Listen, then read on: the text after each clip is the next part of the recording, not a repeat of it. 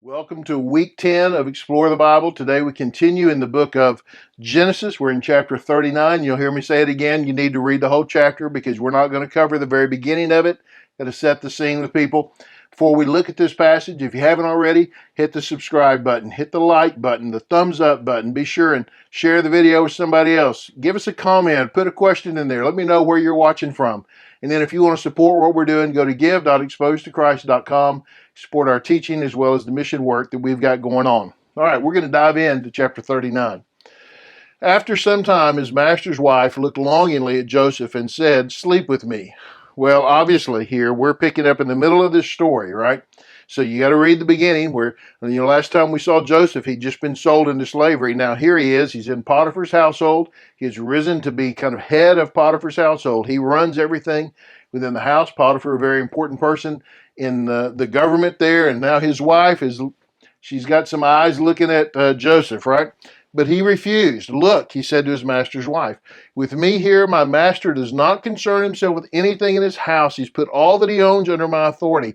No one in this house is greater than I am. He has withheld nothing from me except you, because you are his wife. So how could I do this immense evil, and how could I sin against God?"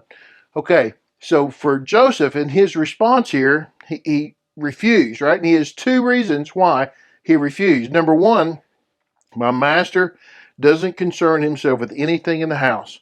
He has put everything under my authority. No one in this house is greater than I am. I have all authority. I am being trusted with everything. He trusts me with his home. How could I break his trust? This would be destroying the trust that he has put in me, and I'm not going to break his trust. Secondly, he says, this is evil. How could I sin against God? So I'm not going to do it because I don't want to break my master's trust, right? This is maybe even the Egyptians would understand that, but as a believer in Yahweh, he's like, how can I do that? This is evil. It's an immense evil, and that would be a sin against God. I'm not going to do that. Two reasons that he won't do it. She doesn't give up, does she? No, of course she doesn't give up, although she spoke to Joseph day after day. He refused to go to bed with her.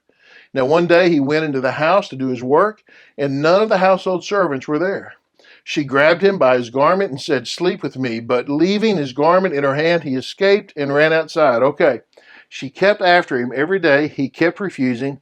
And one day he goes into the house doing his work, but here's that key. None of the household servants were there. There's nobody else there. Maybe she sent him off. Maybe she set it up, right? Maybe she thought this way, I'll get it, right? She grabs him by his garment and says, "Sleep with me." But he runs away. He escaped and ran away, but he left his garment in her hand. So it hasn't worked, right? He's doing the right thing. He's being who he's supposed to be, right? Look what happens. When she saw that he had left his garment with her and had run outside, she called her household servants. "Look," she said to them, "my husband brought a Hebrew man to make fools of us. He came to me so he could sleep with me, and I screamed as loud as I could. When he heard me screaming for help, he left his garment beside me and ran outside." Okay, so she's got her whole story now, right? This rejection of her that she has now she's had it, right? She's tired of being rejected, so now it's time to punish Joseph because he is, as she says, right, the Hebrew man. He brought him in here, this Hebrew man. He brought him in to make fools of us. Now, let me just ask you, do you think the other servants in the house don't know what happened? Do you think they bought this whole story? Do you think that they believed that somehow Joseph had been waiting all this time just so he could rape Potiphar's wife? I mean, I have a feeling that they have seen enough of Joseph and enough of Potiphar's wife to have an idea of who's telling the truth in this. But that doesn't matter because what she says is all that matters, and they know that's true, that she's the only one that matters in this, so there's no need in them trying to protest because it won't matter, right? And she knows this too, right? She knows that her story is the only one that matters. So she can pretty much say she just has to lay the groundwork with them so that when they get asked at some point possibly what happened, they're going to know what her story is and they're going to back her story because they want to live, right? So she knows this. I screamed as loud as I could. You know that didn't happen. And they know it didn't happen. They're fully aware of it, but it doesn't matter, right? She's got her story. Now, I want to emphasize here again, Joseph has done what is right over and over and over again, right? Day after day after day, refusing this come on from her. He has done what is right. She put Joseph's garment beside her until his master came home, and then she told him the same story. The Hebrew slave that you brought to us came to make a fool of me, but when I screamed for help, he left his garment beside me and ran outside. Now, I want you to see this. She told the servants, my husband brought the Hebrew slave to make fools of us. My husband put him here to make a fool out of all of us. And she tells him, the Hebrew slave that you brought, he made a fool out of me. Boy, she is putting it all on him, right? You brought him to the servant. She claims that he brought in Joseph for the express purpose of making a fool out of everybody. To her husband, she does say, it's your fault. I mean, it sounds like Eve in the garden, doesn't it? Or Adam in the garden, the woman that you gave me, right? The husband, you brought this guy in, and it's your fault, really, that he's making a fool out of us. But she even said that that's what he was trying to do, right? She is intent on destroying Joseph's life, and she wants to make Potiphar know that she really blames him for it. Okay? All right. When his master heard the story, his wife told him, these are the things your slave did to me, what your slave did to me. He was furious and had him thrown into prison where the king's prisoners were confined. So Joseph was there in prison. Joseph is there in prison. But the Lord was with Joseph and extended kindness to him. He granted him favor with the prison warden. The Lord was with Joseph. Joseph was in prison, but the Lord was with him, even there. Okay, if nothing else, we have to see, just because you do everything right doesn't mean the world is going to appreciate it, recognize it, honor it. Doesn't mean it.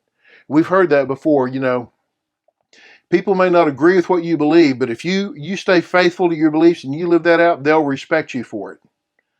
Well, some people will, but some people won't. Some people will hate you for it, and they will use it against you. And they will lie, and they will scheme, and they will deceive, and you will suffer because you were doing what is right. That'll happen. Jesus said, blessed are those who are persecuted for my name's sake, right? Not because of other reasons, but just because they were believers. Just because we do everything right doesn't mean that we won't suffer hardship. We won't have people lie about us. We won't have people believe the lies about us. Even when we've lived a life that is exemplary, doesn't mean that people won't believe the lies. But the Lord will never leave you. And we have to take confidence in that. And we have to be willing to live in a world that won't like us, that won't appreciate righteousness, that won't honor godly living. We have to be willing to live in that world and still keep our honor and still be righteous and sometimes suffer. And that, I wish it wasn't that way. I wish we could say it won't be that way. But it might. It sure might. It was for Joseph, wasn't it? It was for him. I mean, we can look at last week's story where he kind of gets sold, where he gets sold as a slave by his own brothers. And we can say, yeah, but Joseph he put stuff in their face all the time, and he was young and he was impetuous, all this stuff. It's true. He didn't deserve what he got, right? He didn't deserve that. But maybe we might could read the story to say, well, yeah, but I get it. But this, he's wronged here completely, right? But the Lord's still with him. The Lord will still be with you, even in the midst of that. And that is a point of faith for us to believe that just because we do everything right doesn't mean everything good will happen for us. And the Lord has not abandoned us in that. The Lord has not left us because of that. All right? Hey, I hope that helps. God bless you. Thank you for teaching. Appreciate you so much for that. Be sure and subscribe, like, comment, share it with somebody else. We'll see you next time.